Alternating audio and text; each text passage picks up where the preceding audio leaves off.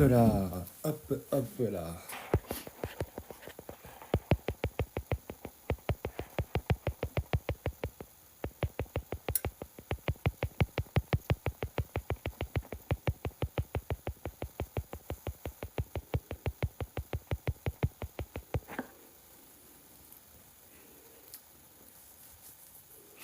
Moi, je fais peur comme ça. Salut Sabrina, coucou, j'espère que tu vas bien. Salut Classique, salut Barry.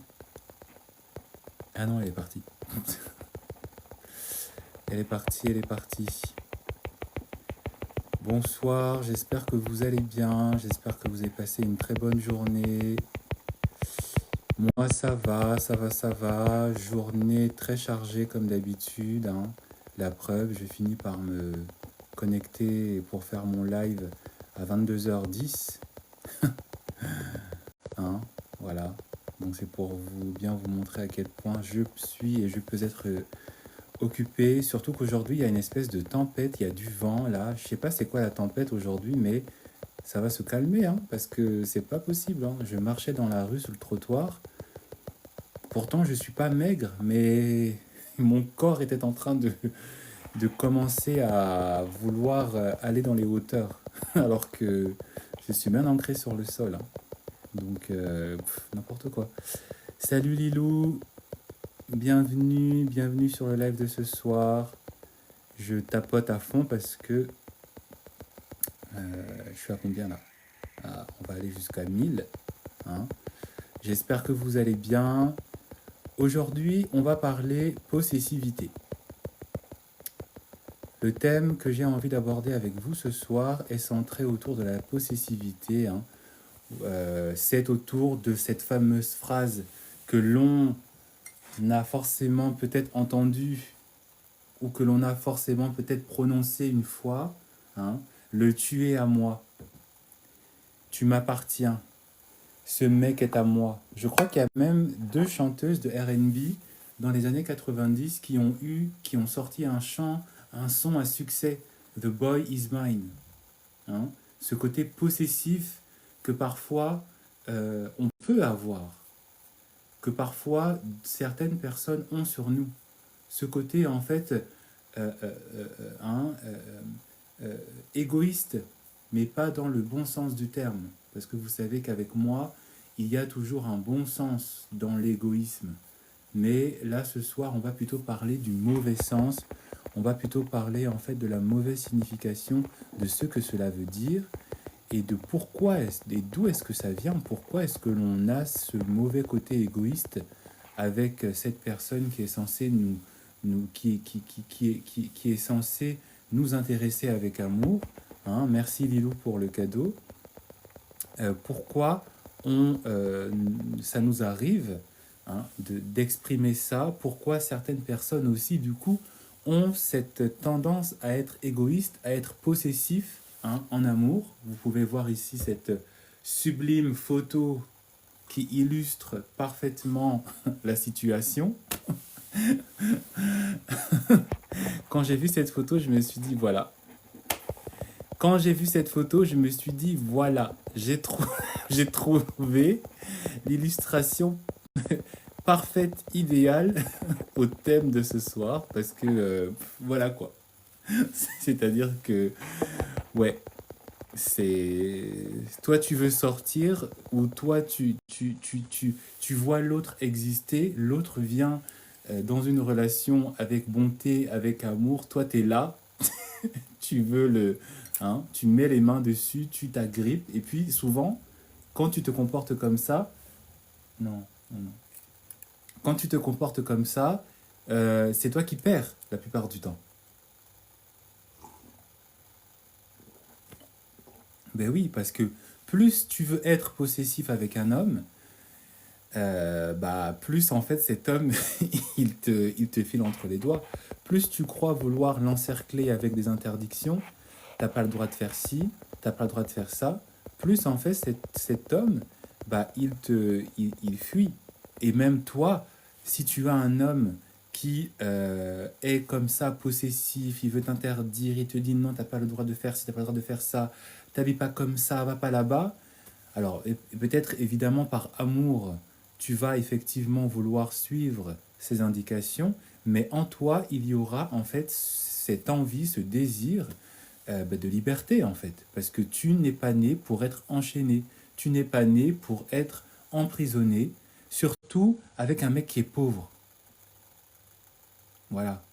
Parce que la plupart du temps, les personnes qui ont ce comportement-là, la plupart du temps, je ne dis pas que tout le temps, hein, et que toutes les personnes qui sont comme ça sont forcément pauvres, mais la plupart du temps, la personne qui a cette attitude de possessivité, c'est même pas une personne en fait qui très honnêtement te met à l'aise. Et même si cette personne est à l'aise financièrement et qu'elle te fait jouir peut-être d'une forme de stabilité, il n'y a pas en fait une abondance qui est complète. Parce que quand on est riche, quand on est matériellement riche, ça veut dire aussi qu'on a un mindset qui est en adéquation avec cette richesse. Donc on n'est pas dans une réflexion de manque, on n'est pas dans une réflexion de peur, et on n'est pas là en fait pour enchaîner les gens et pour limite étouffer, hein, empêcher l'autre de s'épanouir, hein, et de partir en fait dans un délire psychologique, mental, où ça peut parfois aller même très très loin. Hein.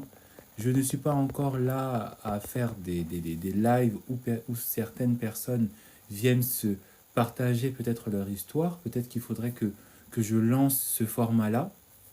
D'accord. Bonsoir, bonsoir Mégane et bonsoir à tous ceux et à celles qui nous rejoignent. Mais parfois, en fait, c'est triste, c'est risible. Et en fait, ça n'est même pas, en fait, ça ne donne même pas une bonne image de ce que c'est que l'amour et de ce que c'est qu'être en couple avec l'autre. D'accord? Et c'est ce dont on va parler ce soir. Encore une fois, je vous invite à tapoter, je vous invite à partager aussi ce live parce que ça peut libérer des personnes, ça peut ouvrir les yeux à des personnes. Bonsoir Fifi. Ça peut, voilà, peut-être décanter des situations. Hein, parce que évidemment, on va aussi apporter des solutions. Des solutions d'un point de vue mental, d'un point de vue mindset, mais aussi des solutions d'un point de vue pratique, d'un point de vue aussi comment réussir à se sortir de l'emprise d'une personne qui est dans ce mode de pensée, qui est possessive avec vous. Ou bien, comment est-ce que vous, qui êtes possessif, qui êtes possessive, vous pouvez vous sortir de cette prison, parce qu'en réalité, vous faites souffrir des personnes parce que vous-même, vous êtes en train de souffrir. Vous-même, vous êtes en train de vous rendre la vie impossible. Hein, et c'est ce que l'on va voir ce soir, maintenant, tout de suite. La première question qu'il faut d'abord effectivement se poser, hein, vous commencez sans doute, bonsoir Tomiris, bonsoir haut de gamme, bonsoir Belinda, merci pour les tapotages, continuons comme ça. La première question qu'il faut se poser, c'est d'où est-ce que ça vient. Vous commencez peut-être à comprendre un petit peu comment est-ce que je fonctionne. Hein. On est des intellectuels, d'accord? On n'est pas dans le fait d'aborder des thèmes sans comprendre déjà, sans connaître l'origine du concept du thème dont on parle, d'accord? D'où est-ce que ça vient? D'où vient cette possessivité? D'où vient cette tendance qu'ont certaines personnes à vouloir en fait emprisonner, encercler, pourchasser les gens? Ce qu'il faut déjà savoir, c'est que cette tendance possessive, ce désir voilà, de possessivité, ça vient dans une peur. Une personne qui est possessive avec vous, une personne qui est là, toujours en train de chercher, de comprendre, à vous, voilà, hein, la personne qui est tout le temps derrière votre dos. Hein, et si vous êtes suffisamment un peu honnête avec vous-même, vous avez peut-être été au moins une fois dans une relation où vous avez peut-être eu des petites tendances possessives. Ça vient de la peur. Ça vient du doute. D'accord? Et de quelle peur est-ce que l'on parle? Ça vient de la peur de perdre l'autre. Ça vient de la peur de ne pas être suffisamment bon pour l'autre. Et ça vient effectivement d'une peur aussi qui est une peur que vous ressentez pour vous-même parce que vous doutez. Vous doutez de vous, vous doutez de vos capacités, vous doutez de votre charme, vous doutez de votre de- oui de votre charme, vous doutez de vos atouts, vous doutez de tout, de la relation, des relations en général. Ça vient de la peur et ça vient du doute, tout simplement. Il n'y a pas de secret. Ça vient d'une peur, d'un doute qui est basé, comme toujours, sur des traumas, sur des mauvaises expériences que vous avez connues par le passé, de blessures de l'enfance.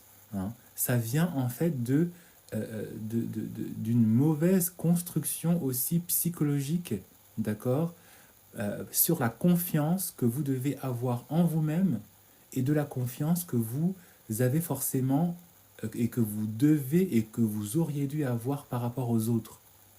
Parce que peut-être vous avez grandi dans un espace familial où peut-être les parents, c'était compliqué, les parents c'était chaud, hein, vous avez peut-être vécu une rupture, un divorce entre vos parents, vous avez vécu peut-être ce moment douloureux peut-être où votre mère a découvert que votre père la trompait, hein, vous avez, voilà, tout ça, ça vient, ça marque en fait la psyché, ça marque la confiance, ça marque aussi le système émotionnel de l'enfant, de l'adolescent, de l'adulte, parce qu'il y a des personnes qui aussi, avec le temps, deviennent possessifs, d'accord, à cause justement peut-être d'une série de relations où ils ont été trompés, d'une série de relations où en fait ils n'ont pas été en mesure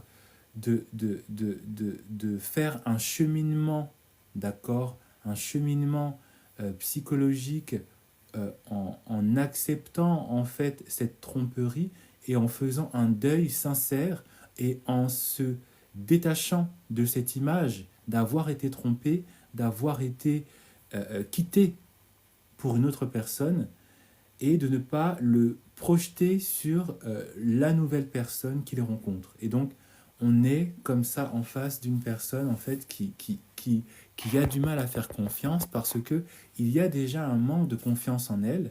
Il y a un système de confiance qui n'est pas juste et qui n'est pas sain en elle, pour elle, mais aussi pour les autres.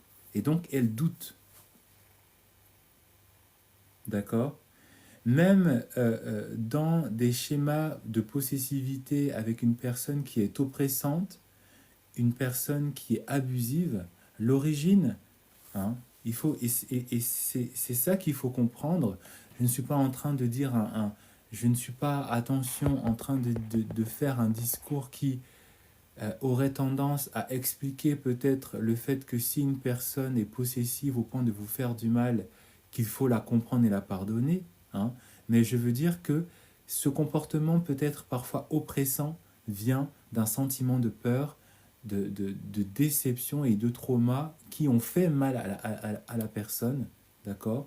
D'un système aussi de pensée de doute, hein, de doute sur les relations, de doute sur les femmes, de doute sur les hommes, et que donc ce système basé sur la peur, basé aussi sur une blessure émotionnelle, fait que cette personne, quand elle agit comme ça de manière possessive, elle exprime en fait un passé douloureux, une partie de son histoire qui a été douloureuse, qui est basée sur la peur, qui est basée sur la déception aussi, également. Et c'est ça qui est à l'origine, effectivement, de ce comportement possessif. Et encore une fois, dans vos relations, vous avez forcément eu à un moment donné un homme qui vous a peut-être tellement plu qu'au point que vous avez eu peur de le perdre. Ou une femme, hein, parce qu'il y a beaucoup d'hommes aussi qui sont possessifs, hein, et ils vous aiment tellement, en fait, que parfois ils ont peur de vous perdre, et donc ils ont, à tort bien sûr, ce comportement où en fait ils sont en train de vous encercler, de vous surprotéger au point en fait de parfois même se transformer en la personne qui leur fait qui vous fait du mal. En voulant trop vous protéger, ils finissent par vous faire du mal. Et c'est de là, hein, c'est de là que ça vient tout ça. C'est comme ça qu'il faut le comprendre, c'est comme ça qu'il faut le voir. Après, évidemment, je ne suis pas en train de dire que vous devez tolérer et accepter l'inacceptable, parce qu'évidemment, il y a différents degrés de possessivité. Hein. Mais en tout cas, il faut savoir que la personne qui est en train d'agir comme ça exprime une peur et exprime en fait un traumatisme douloureux pour elle qu'elle a peur de vouloir revivre parce que effectivement il n'y a pas une confiance saine en elle et dans les autres.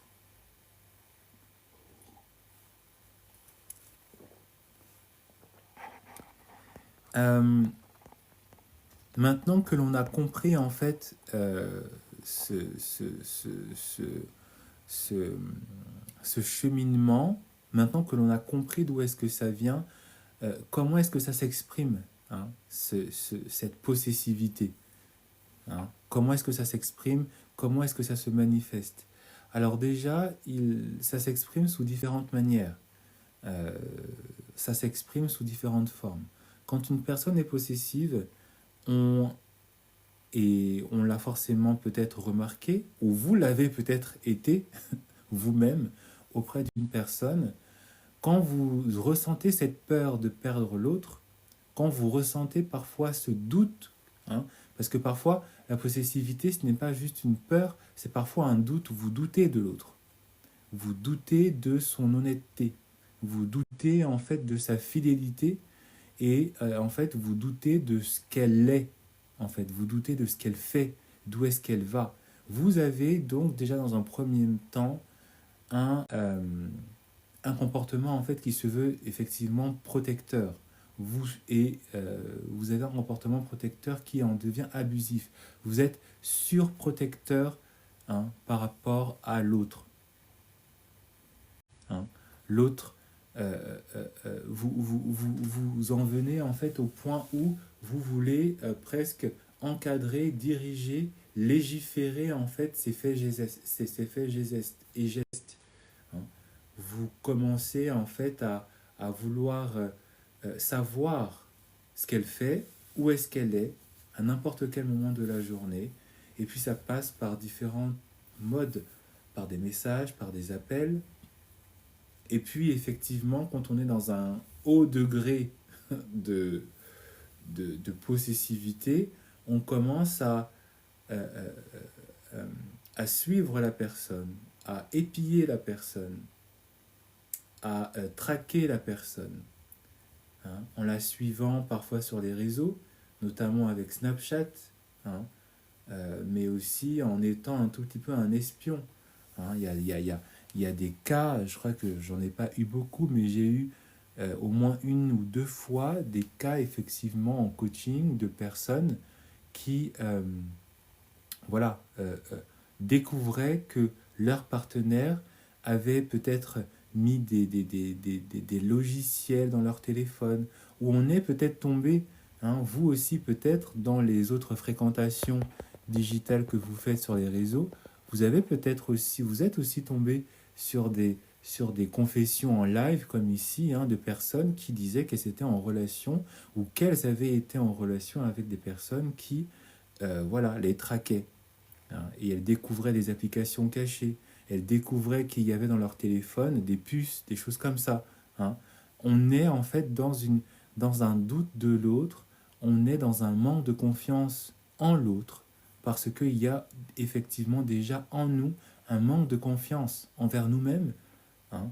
Il y a une peur, il y a un doute, il y a aussi une blessure qui fait que cette personne se comporte comme ça. On est dans aussi, hein, un comportement d'une personne qui vous questionne, qui vous pose plein de questions, hein, qui veut savoir tout, même les choses les plus sordides. Hein. Où est-ce que vous avez été à telle heure? Pourquoi vous n'êtes pas rentré à telle ou telle heure? D'accord? L'autre forme de possessivité aussi, hein, c'est effectivement euh, euh, cette, comment dire, cette, cette tendance, et on le remarque, je le remarque en tout cas beaucoup chez les femmes, d'accord, c'est entrer dans une forme de banalité du quotidien, dans dans un train-train quotidien où effectivement, si l'autre ne respecte pas ce train-train quotidien, on est tout de suite en train de tomber dans une espèce de paranoïa, hein. On connaît tous le schéma de l'homme qui en général rentre un peu tard le soir, hein, après le travail, et puis vous avez sa copine, sa femme, qui lui demande: mais tu étais où? Pourquoi tu rentres aussi tard?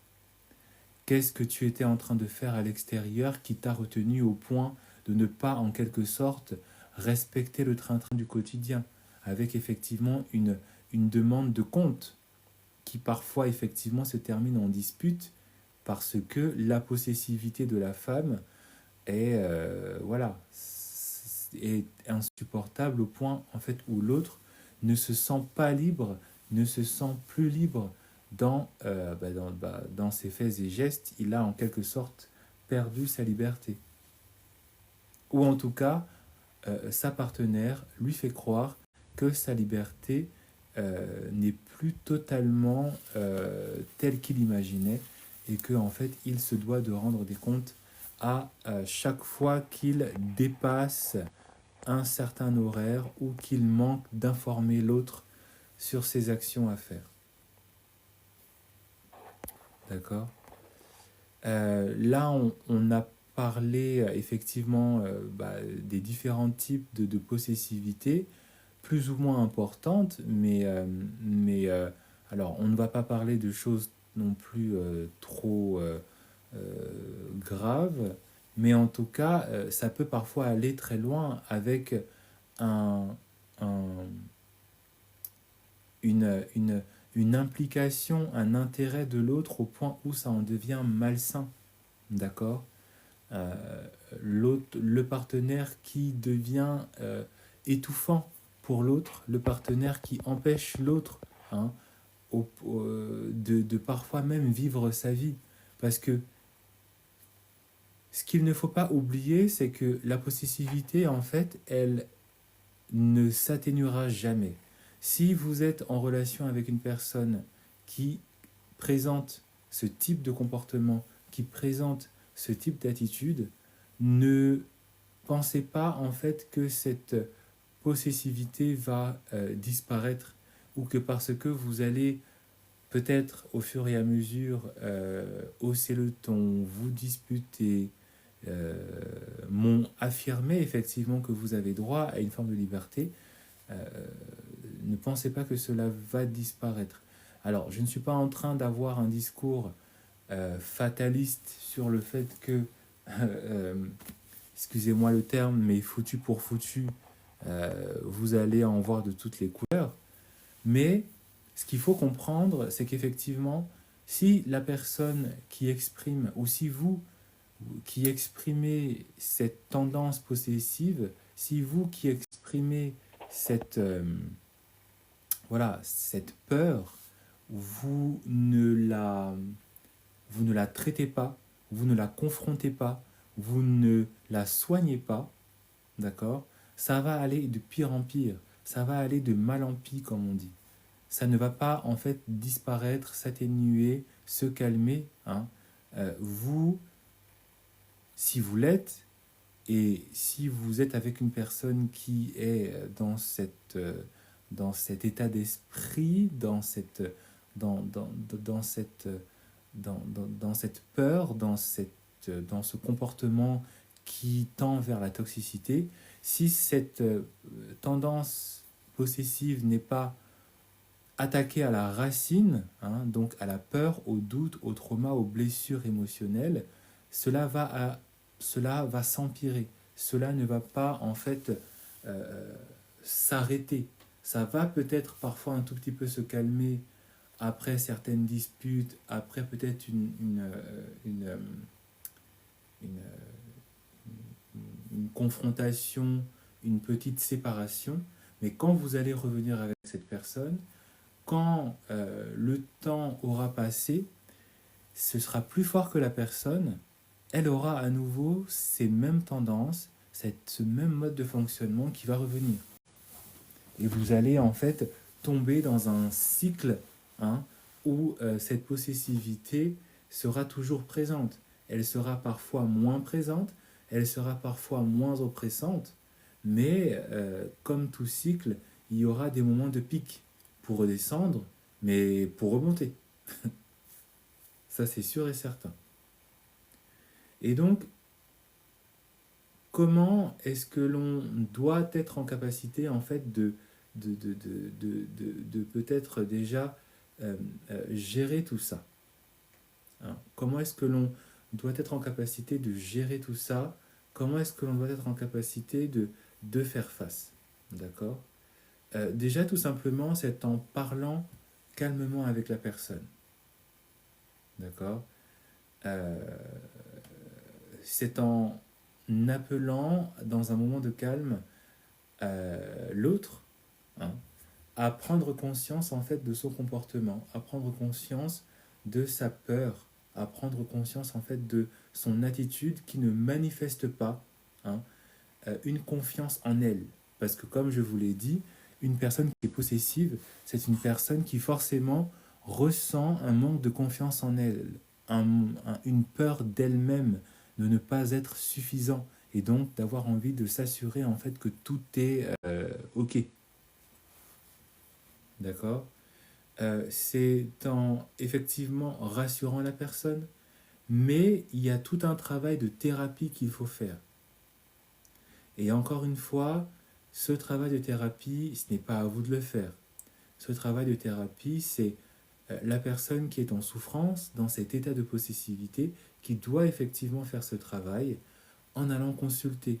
En allant consulter un psychologue, un thérapeute, en allant consulter en tout cas un professionnel qui sera à mesure de faire tomber en fait ces barrières, de faire tomber ces peurs, de faire tomber effectivement tous ces mécanismes qui la poussent, hein, ou qui le poussent à se comporter comme tel.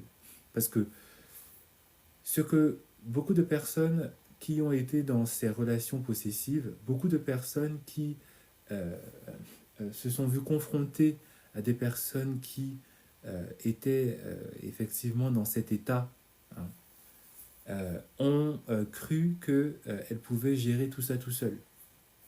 Elles ont cru que voilà, c'est mignon, il est un peu possessif, voilà, mais je vais arriver à gérer. Et puis souvent, bah, elles se sont rendues compte en fait que bon, c'était pas peut-être possible. Et puis souvent, quand on se rend compte, après avoir cru qu'on aurait pu gérer ça tout seul, bah, parfois c'est trop tard. Parfois c'est bien trop tard parce que en fait vous vous retrouvez empêtré dans des problèmes, vous vous retrouvez empêtré dans une relation en fait où en fait bah, votre vie elle est pourrie. Votre vie en fait elle est voilà. C'est c'est c'est c'est ça va parfois très très loin, hein. Ça va parfois très très loin. Euh, et en fait, euh, euh, si vous n'arrivez pas, si vous n'allez pas droit au but, d'accord? Si vous n'allez pas droit au but en invitant et en faisant réaliser à la personne que son comportement euh, euh, euh, euh, présente, hein, une forme en fait une forme en fait j'allais dire de pathologie, parce que la personne possessive, elle est en fait d'un point de vue psychologique, d'un point de vue mental, dans un comportement qui tend vers une pathologie, hein, dans une maladie de l'âme, d'accord? Si cette personne, vous ne lui faites pas comprendre en fait que on tend dans un domaine qui présente un comportement pathologique et que vous la laissez comme ça, hein, déjà vous allez en payer le prix, mais aussi vous n'allez pas en quelque sorte faire du bien à la personne. Parce que c'est vraiment quelque chose qu'il faut arriver à comprendre et qu'il faut en fait aussi peut-être dédramatiser. C'est que euh, la maladie de l'âme, d'accord, la maladie émotionnelle, la maladie psychologique, ce n'est pas juste les grands fous que l'on voit à Sainte-Anne. Hein. Ce n'est pas juste les grandes folles que l'on voit parfois dans la rue en train de parler tout seul, d'accord, ou les dames que l'on voit parfois dans le métro qui chantonnent et tout, hein, parce que elles sont peut-être en domicile fixe et que parce que la précarité de leur vie et pour d'autres raisons fait que ça ne va plus très bien là-haut. Hein. Euh, le domaine pathologique parfois s'exprime aussi dans ces types de comportements. Hein. Une personne malade, psychologiquement parlant, ce n'est pas juste la folle qui crie tout seul, qui se croit attaquée alors qu'elle est toute seule dans la rue avec son chat. Hein. La pathologie aussi, ça s'exprime parfois dans cette forme d'attachement qui a l'air comme ça, qui a l'air de rien, mais en fait, si vous ne traitez pas ça, si vous n'y faites pas face, et si vous ne pensez pas aussi à vous, vous allez en souffrir, vous allez laisser aussi la personne qui en souffre continuer de souffrir en vous faisant souffrir et peut-être en faisant peut-être souffrir d'autres personnes parce que vous n'avez peut-être pas été la personne qui allait révéler à l'autre qu'il y a un problème, il y a un réel problème qui se présente et qui se pose. D'accord. euh, Pourquoi est-ce que c'est dangereux, hein, d'être avec une personne possessive? C'est tout simplement parce que, comme je l'ai dit, cette personne ne vous fait pas confiance. Cette personne ne vous fait pas confiance, cette personne ne se fait pas confiance, et cette personne aussi, en quelque sorte, ne fait pas confiance à la relation dans laquelle elle est avec vous. Hein. Et c'est vraiment très important de voir les signes avant-coureurs. D'accord. euh, Quels sont les différents types de signes? C'est tout simplement, effectivement, comme je l'ai dit, cette omniprésence qu'a cette personne dans votre vie, cette curiosité poussée qu'a cette personne dans votre vie. Hein. Mais on peut aussi le remarquer dans, certaines phrases, dans certains comportements. Hein. Moi, je dis toujours aux femmes, j'aime bien aussi parfois quand je fais du coaching demander à certaines femmes comment est-ce que leur relation est née, comment est-ce que euh, comment dire, comment est-ce que cette relation oui, est née, comment est-ce qu'elle a commencé, parce que il y a beaucoup d'indices parfois que montrent les hommes, que montrent certaines femmes aussi, qui manifestent, hein, des signes avant-coureurs de, d'une personne possessive en puissance.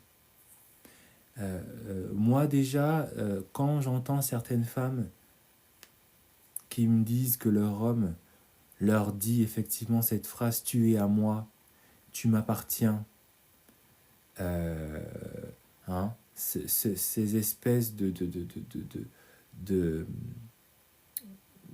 voilà, hein, ces espèces de déclarations comme ça de possessivité et presque de propriété sur une personne, pour moi, vous êtes clairement là-dedans.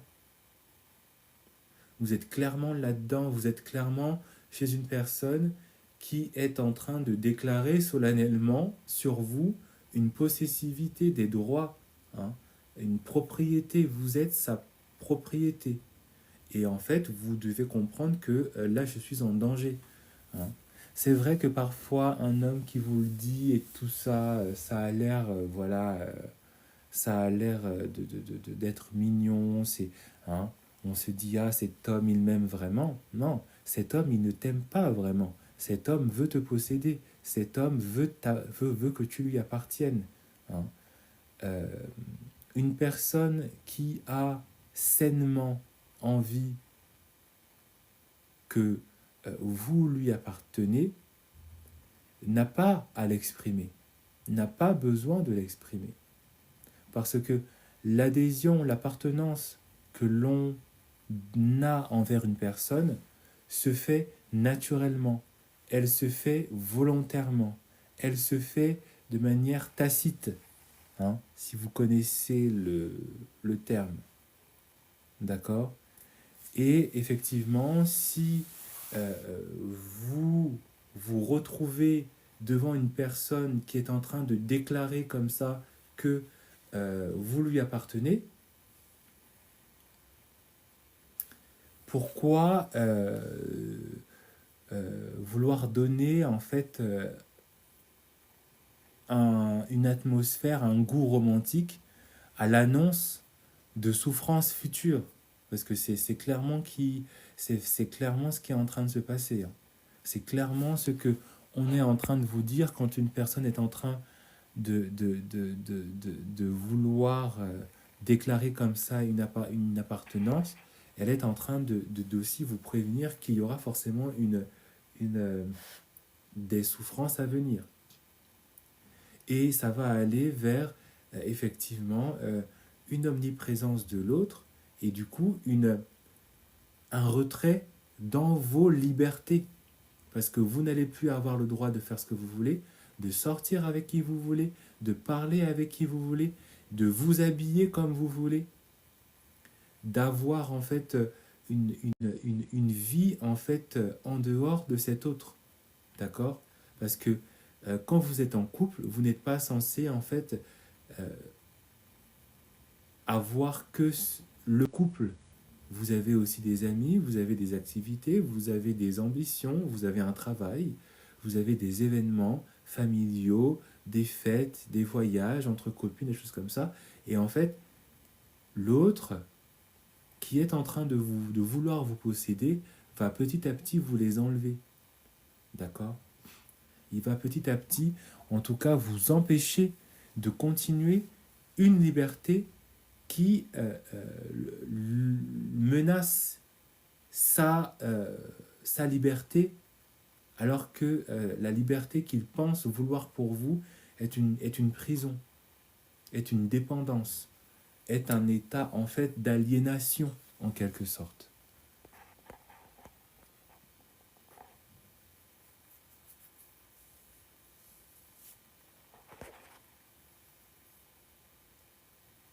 Comment interpréter quand il te dit tu vas aller où, quand tu lui dis que tu vas partir? Bah, il n'y a pas il n'y a pas à interpréter. Hein. Il y a clairement ici, hein, encore une fois, ce désir de possessivité qu'a l'autre sur vous en pensant qu'il n'est que la seule personne qui est en capacité de vous avoir en couple. Vous êtes clairement vous êtes clairement devant une personne qui est un peu narcissique presque. Parce qu'un homme, une personne qui est normalement constituée, n'est pas là en train de douter sur la possibilité que vous avez d'avoir une relation avec une autre personne qui saura et qui pourra vous traiter avec plus d'égarement et d'attention et d'honnêteté.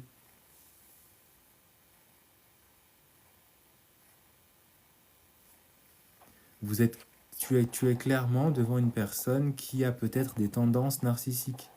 Tu vas aller où? Ben, je vais aller vers ma liberté. Je vais repartir là où je vais repartir dans ce que j'avais avant toi, c'est-à-dire ben, une vie saine, plus ou moins saine. Donc une personne qui est en train de te dire ça, tu comprends que bon, l'autre, ça va pas rond. Non. Et toutes ces phrases, toutes ces questions où effectivement on est en train de remettre en doute votre liberté, hein, on est en train de vouloir aussi vous influencer dans votre liberté psychologique, ça traduit effectivement une possessivité d'ordre pathologique. Hein. Beaucoup d'hommes, beaucoup de femmes pensent que c'est rien. Voilà, non, non. On est clairement dans une manifestation pathologique d'un attachement émotionnel, hein. On n'a pas besoin de voir l'autre dire des phrases invraisemblables pour se dire que l'autre est fou. Parfois, c'est juste dans des petits indices que l'on peut sentir que ça ne sent pas la rose et la camomille, là. Ça sent plutôt le danger et... hein, voilà. On a aussi une possessivité d'ordre matériel. N'oubliez pas que beaucoup d'hommes et aussi beaucoup de femmes, parce que certaines femmes aussi sont comme ça, mais en tout cas, beaucoup de personnes utilisent l'argent, utilisent les contacts, utilisent la promotion professionnelle, utilisent l'influence aussi, d'accord, pour asseoir une forme de possessivité, pour asseoir une forme de dépendance sur vous, hein. Euh, c'est pour ça qu'en général, on demande aux femmes, c'est quoi ces bruits-là? Ah, c'est la pluie. Ça me fatigue. Il ne faut pas oublier que beaucoup d'hommes utilisent l'argent parce qu'ils savent qu'effectivement, comme ils savent que une femme doit toujours penser à être avec un homme capable, bah, beaucoup d'hommes utilisent, hein, l'argent, utilisent leur influence, utilisent leur position professionnelle, utilisent leur influence parfois au niveau médiatique, hein, les stars, les acteurs, les photographes, tous ces métiers qui peuvent donner, les chanteurs, les compositeurs, hein, les scénaristes, les hommes politiques, hein, les réseaux sociaux, les influenceurs. Je ne suis pas en train de dire que tous ceux qui sont dans ce domaine-là sont possessifs et sont du coup un tout petit peu...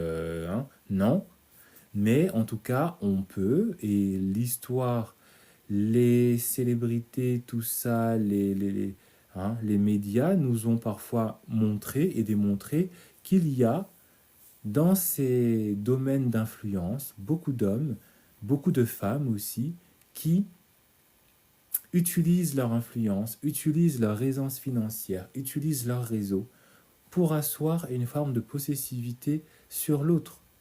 Pas plus loin en termes de date que ce qui s'est passé avec aux États-Unis, avec P. Diddy, avec l'influence, la possessivité qu'il a eue sur notre cher Cassie, hein.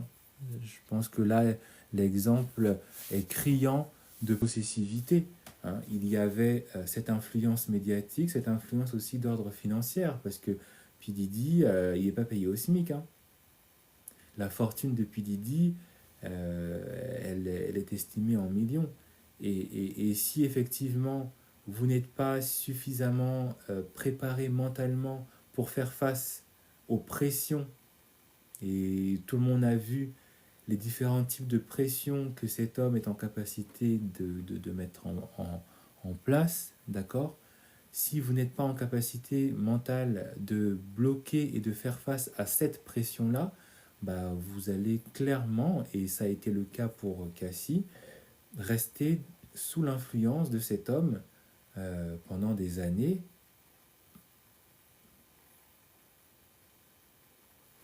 C'est aussi simple que ça.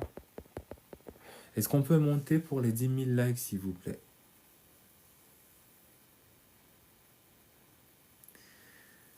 Est-ce qu'on peut monter pour les 10 000 likes? Donc voilà, il y a vraiment différents types de modes de possessivité que peut exprimer l'autre sur vous. Et en tout cas, ça commence toujours de manière gentille. Ça commence toujours avec une image qui se veut protecteur, une image qui se veut bonne. Parce que évidemment, la tactique qu'utilise toujours une personne possessive, c'est d'avoir une approche qui est douce, une approche qui se veut rassurante pour ensuite, petit à petit, hein, asseoir une influence, asseoir une domination, asseoir cette oppression qu'il veut avoir sur vous en contrôlant votre vie et en ayant presque un droit, hein, comme s'il était votre créateur, votre père, votre mère, votre Dieu, hein, comme s'il avait un droit sur vous. Ce qu'il faut aussi comprendre dans ce... Comment dire? Merci pour les tapotages, on tapote, on tapote, on tapote. Ce qu'il faut en fait aussi comprendre dans ce cheminement possessif, c'est que il y a évidemment un oppresseur, il y a évidemment un chasseur, mais il y a en face aussi une personne qui est oppressée, il y a une victime, d'accord? Il y a une victime. Et ce qu'il faut aussi comprendre, et c'est là où peut-être ça peut, et ça va mettre mal à l'aise certaines personnes, c'est que, et c'est pour ça que ce thème est très important, parce que ça va vous ouvrir, hein, ça vous ouvre les chakras, hein, ça vous ouvre les oreilles, ça vous ouvre voilà. C'est que ce qu'il faut aussi comprendre, c'est que pourquoi on se retrouve, comment est-ce qu'on arrive aussi, hein, dans cette illustration photographique, comment est-ce que l'on arrive à ça? Parce que beaucoup de personnes qui ont été avec des personnes possessives, beaucoup de personnes qui se sont retrouvées avec des personnes qui étaient étouffantes, se sont toujours un tout petit peu posé la question, mais comment est-ce que j'ai fini par tomber là-dedans? Bah, c'est tout simplement parce qu'il y a eu une forme de consentement. Ce n'est pas un consentement qui est choisi, ce n'est pas un consentement qui est clairement consenti, mais en fait, si vous vous retrouvez dans une situation avec une personne qui se retrouve à avoir comme ça un comportement d'oppresseur sur vous, c'est parce que à un moment donné, consciemment ou inconsciemment, vous avez exprimé une forme de consentement. Et c'est pour ça que je vous ai décliné, hein, tous les différents modes opératoires, hein, les grands axes dans lesquels vous devez être en capacité de voir, de percevoir les signes qui déclinent, qui vont annoncer effectivement cette mainmise qu'a cette personne sur vous. Il y aura toujours à un moment donné une phrase, une attitude, une question, un dépassement en fait dans certaines limites, hein, qu'a cette personne, où il va directement ou indirectement vous poser la question de est-ce que tu acceptes les termes du contrat, et vous, sans parfois vous en rendre compte, hein, c'est pas pour rien que j'ai dit consciemment et inconsciemment, c'est que parfois même sans s'en rendre compte, vous allez adhérer, vous allez accepter, vous allez vous soumettre aux conditions de ce contrat. Et c'est pour ça que je vous ai parlé que il y aura toujours une phase de charme, d'accord? Une phase comment dire, d'enchantement, où vous allez être mis sous emprise, hein, de cette personne. Et ça passe par différents types d'emprise. Hein. C'est pas pour rien que j'ai parlé effectivement que certaines personnes vont utiliser leur influence, vont utiliser leur richesse, vont utiliser leur connexion. Ils vont s'immiscer dans votre vie en vous posant peut-être des questions. Et puis vous n'allez pas forcément voir que ce type de questions, ce type de phrase, vous êtes en train de rentrer dans cette dépendance et dans cette soumission où vous allez clairement vous faire manger. Hein.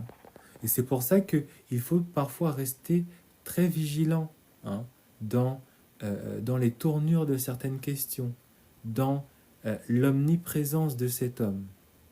C'est pas pour rien que moi, en tant que coach, et si vous écoutez mes vidéos, etc., écoutez bien, hein, je parle toujours du fait que vous devez continuez de vous construire en dehors. Et je l'ai même dit tout à l'heure, hein, que vous devez toujours garder une forme d'autonomie dans votre vie. Parce que vous ne pouvez pas fonder et construire votre couple uniquement dans et avec cette autre personne.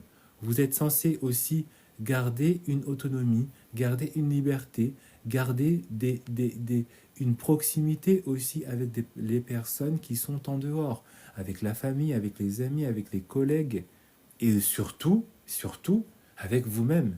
Parce que ce que l'on remarque beaucoup chez les personnes qui ont subi cette forme de possessivité, c'est que déjà, il n'y avait même pas une relation avec soi-même. Il n'y avait même pas cette confrontation. Il y avait une haine de soi. Il y avait en fait une fuite de soi. Hein. Et donc, en étant trop dans cette recherche de validation extérieure, en pensant que l'autre, le partenaire, devait être celui qui devait être le seul à insuffler la vie, à insuffler la validation, à insuffler l'amour, ben on comprend en fait qu'il n'y a pas une autodétermination, une personnalité, une indépendance personnelle dans la manière de vivre et de voir, dans la manière de se voir. Hein, parce que beaucoup d'entre vous, vous ne vivez qu'à travers le regard de l'autre, des autres, ne vivent que sous le regard des femmes, des hommes, ou d'une femme, ou d'un homme, ou d'un type de femme, ou d'un type d'homme. Alors que c'est votre perception de vous-même que vous devez nourrir, que vous devez alimenter, que vous devez toujours préserver comme un feu sacré. Parce que c'est ça qui va vous permettre de voir et de percevoir si ce dans quoi vous êtes, c'est sain ou si ça sent mauvais.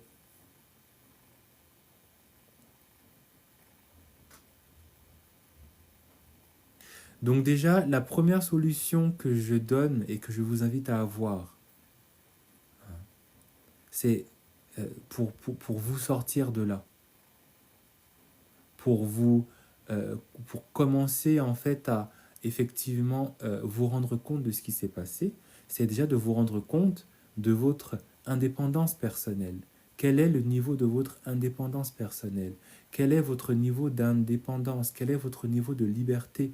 Quel est votre niveau en fait aussi de regard critique sur ce qui est en train de se passer? Quel est votre regard par rapport à vous-même? Quel est votre niveau d'estime? Parce qu'on remarque qu'effectivement les victimes ont une place de victime, pas pour... hein, mais c'est une place de victime aussi parce qu'il y a déjà un manque, des manquements en soi. Il y a un manque d'estime, il y a un manque oui, de liberté. Hein. Le libre arbitre n'existe pas. Hein.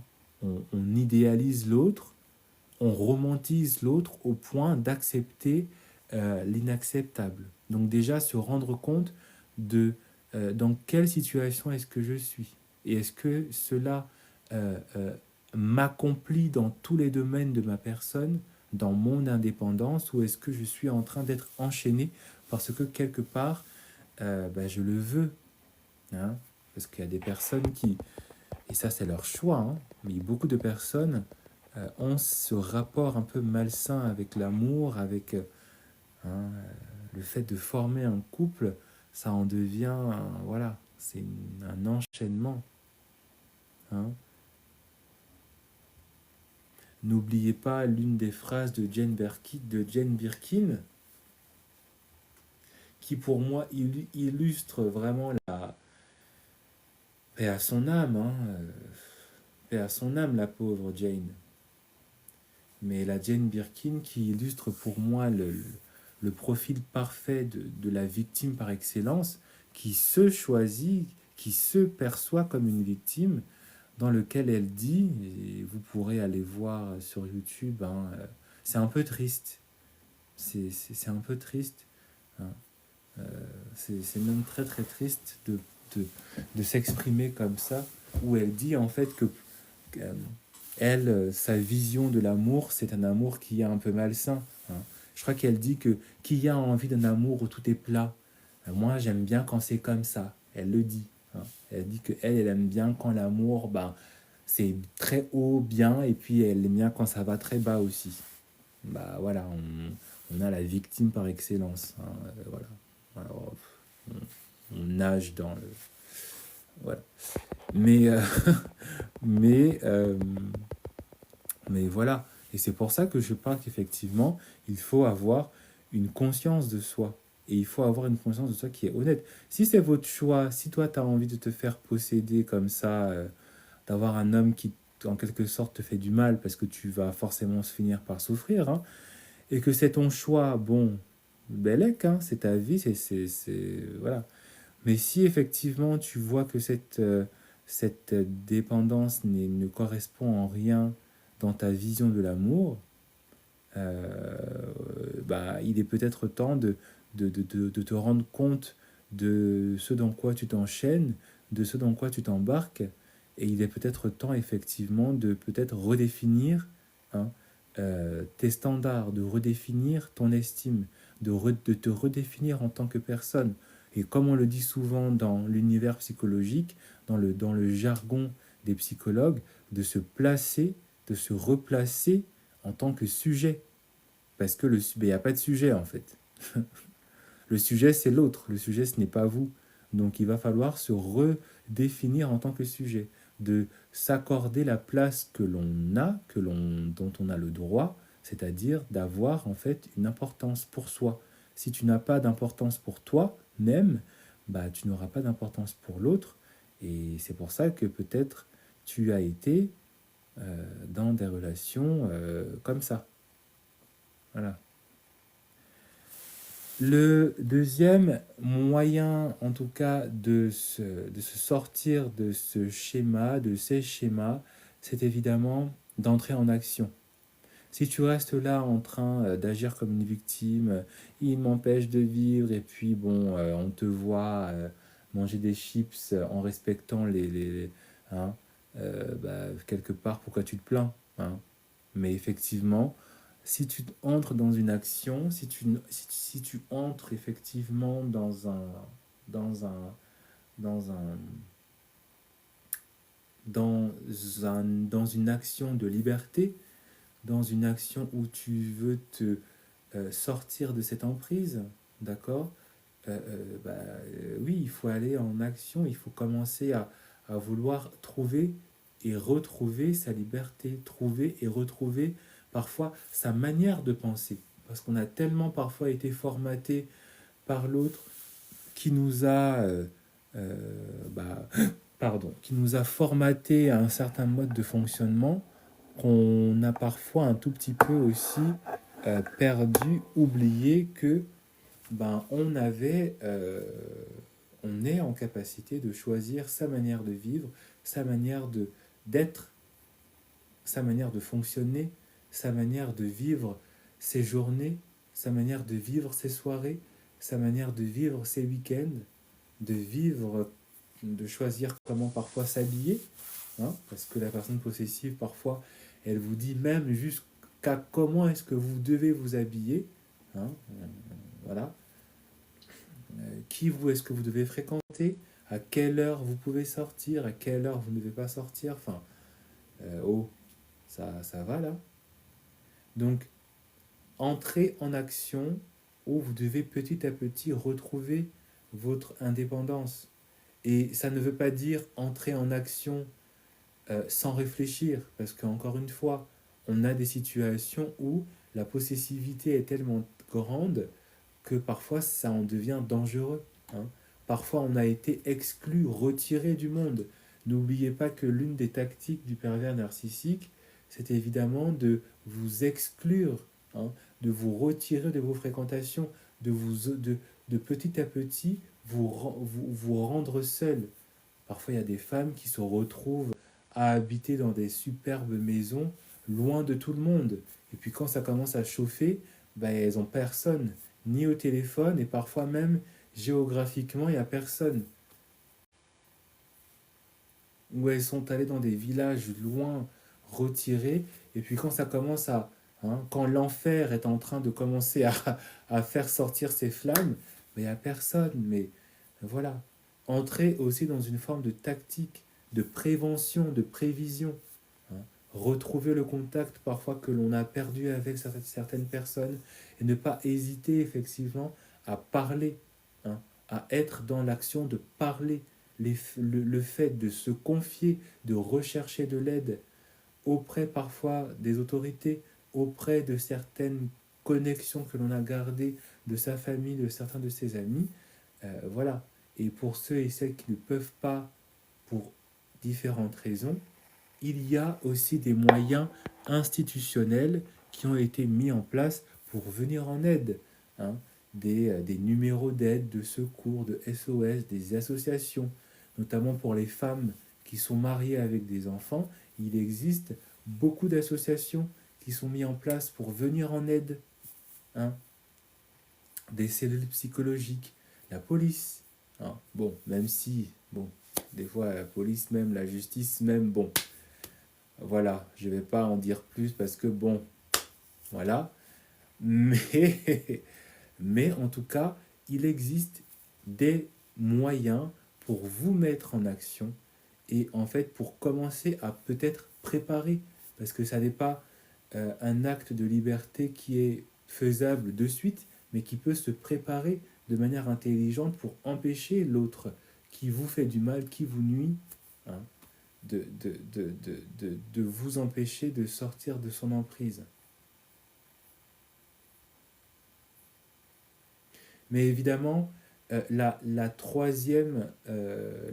troisième moyen pour vous sortir de là, bah, c'est forcément euh, euh, euh, la rupture totale et décisive avec cette personne. Ne pensez pas qu'évidemment cette personne va changer.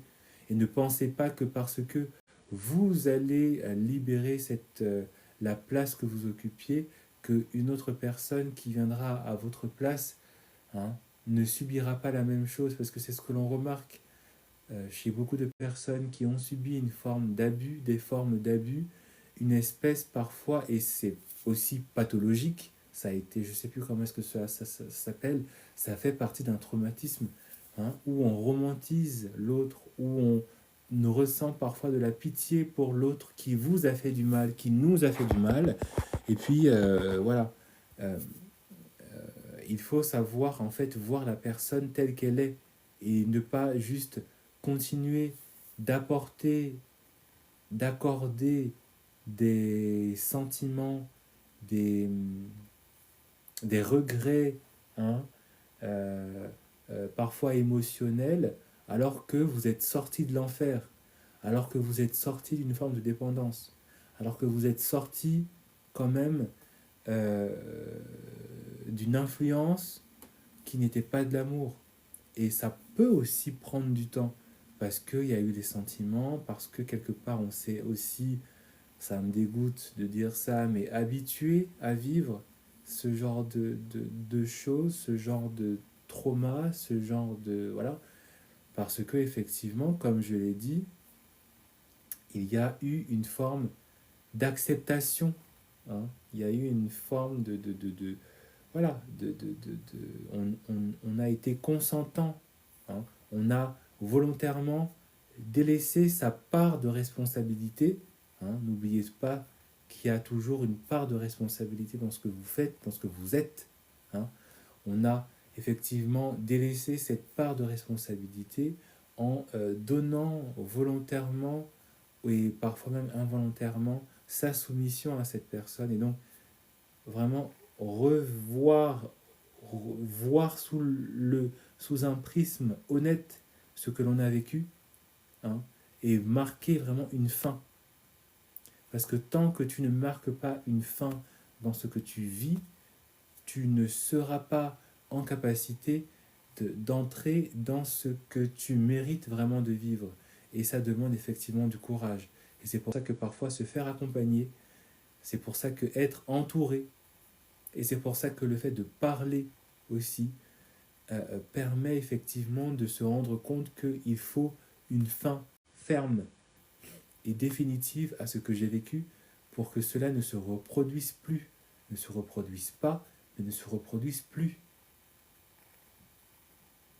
Et c'est pas pour rien que beaucoup de personnes qui ont parfois été sous des formes d'emprise viennent faire des témoignages, parce que c'est une constante prise de conscience que même si parfois il y a des sentiments, il y a des regrets, tout ça, même s'il y a parfois une nostalgie, surtout si vous avez été dans une prison dorée, dans une cage dorée avec des hommes qui comptent leur argent en millions, en milliers d'euros, bah, c'est un peu difficile de se rendre compte qu'effectivement, ben, indépendamment de ce que j'ai vécu, bah, il y avait quand même aussi peut-être une forme d'aisance, hein, une forme voilà.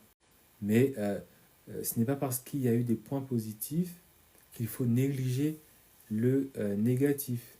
Il faut plutôt le voir et le constater que le négatif était trop présent pour que le positif soit regrettable, en fait. D'accord. Et c'est pour ça qu'effectivement, le fait de marquer aussi face à l'autre cette rupture peut l'aider, effectivement.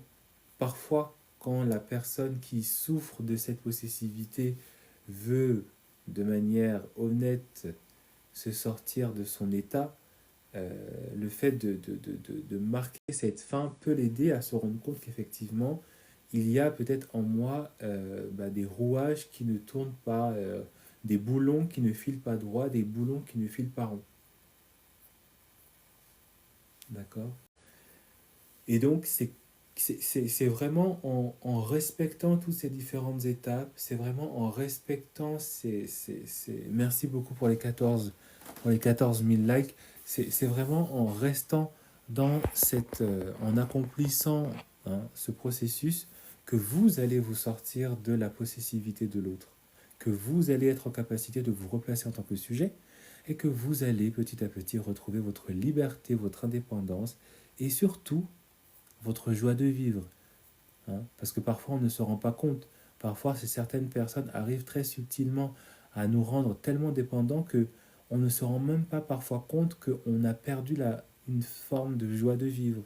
Et ce n'est qu'en sortant qu'on se rend compte que ah bah tiens il fait beau, ah bah tiens j'ai froid, ah bah tiens j'ai chaud, ah bah tiens il y avait des choses que j'avais perdues. Il y avait des choses que j'aimais faire, que j'ai arrêté de faire, et subitement, bah maintenant je suis en capacité de le refaire et je me retrouve dans ce que j'aimais faire. Je me replace en tant que sujet. D'accord. Donc c'était un tout petit peu ce que j'avais envie d'aborder avec vous par rapport à ce thème-là, à ce sujet-là. J'espère qu'il vous a permis d'y voir un peu plus clair. J'espère aussi qu'il vous permettra de peut-être aider d'autres personnes à y voir parfois un peu plus clair, hein, parce que parfois c'est pas nous qui subissons, c'est les autres, et il faut aussi savoir dans quoi sont embarquées parfois certaines personnes que l'on connaît, que l'on côtoie, hein. Euh, et puis voilà, j'espère qu'en tout cas ce thème vous aura permis d'assimiler encore plus cette situation. Et encore une fois, ne restez pas dans une forme, ne, ne soyez pas, soyez vraiment vigilant, hein. Soyez vraiment vigilant dans les signes avant-coureurs, parce que parfois c'est subtil, mais c'est en faisant confiance à votre intuition que vous allez être en capacité de comprendre si effectivement vous êtes dans quelque chose de sain ou pas, hein. Et c'est en gardant un lien avec la réalité, c'est en parlant parfois de certaines situations avec son entourage que parfois c'est votre ami qui est en train de vous dire ah bah c'est bizarre, fais attention, il se comporte comme ci avec toi, il se comporte comme ça avec toi, tu devrais plutôt peut-être je ne le sens pas, hein. Et soyez vraiment dans l'acceptation de la critique, parce que le fait de refuser que votre entourage voit d'un mauvais œil cet homme ou cette femme qui est en train parfois clairement d'avoir une mainmise sur vous, quand vous refusez l'avis du regard extérieur qui est parfois dubitatif, vous êtes en train effectivement de donner une forme d'acceptation à cet abus, à ces abus qui vont s'empirer. Donc, restez vraiment en contact avec la réalité, restez honnête avec vous-même, en relation avec vous-même. Sachez garder une forme d'indépendance. Parce que ce qui se traduit aussi chez une personne qui est possessif avec vous, c'est qu'il y a en vous aussi un manque un manque, je l'ai dit, hein, d'indépendance pour vous-même, un manque de défense, un manque de protection de votre propre indépendance et donc de votre propre liberté. Et c'est ça qui fait peut-être défaut, mais c'est un défaut qui est corrigeable. C'est un défaut qui est changeable. Si vous partez, comme je l'ai dit, avec ce désir de vous replacer en tant que sujet. Et ça commence évidemment en vous aimant, ça commence aussi en vous donnant une forme d'estime et une forme de valeur dans ce que vous faites, mais aussi dans ce que vous êtes. Une bonne soirée et je vous dis à très bientôt. Peace guys.